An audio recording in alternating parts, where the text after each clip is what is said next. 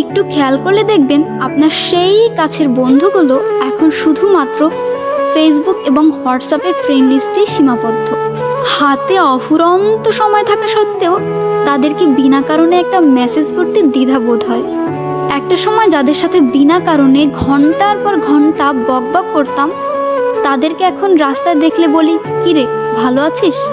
Just এইটুকু কথাতেই সীমাবদ্ধ। যার জন্য স্কুলে গিয়ে ফার্স্ট বেঞ্চে জায়গা রাখা নিয়ে কত ঝগড়া, সেই মানুষটার সাথেও আজ কথা হয় না।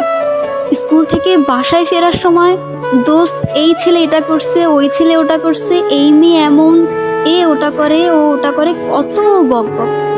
এক্সামের আগে দোস্ত আমি কিছুই পারি না, আমি কিন্তু তোর উপরে ভরসা করে আছি, তুই একটু আমাকে দেখাস। এরকম কত মিষ্টি মিষ্টি বন্ধুত্ব আমরা হারিয়েছি জীবনে। কারণ জীবন গতিশীল, আমরা সবাই সবার কাজে ব্যস্ত। তাই সময় থাকতে প্রত্যেকটা সম্পর্ক উপভোগ করা উচিত। কারণ সময় বদলায়, বন্ধুত্ব বদলায়, আর এই শহরে বন্ধুত্ব হারায়ও।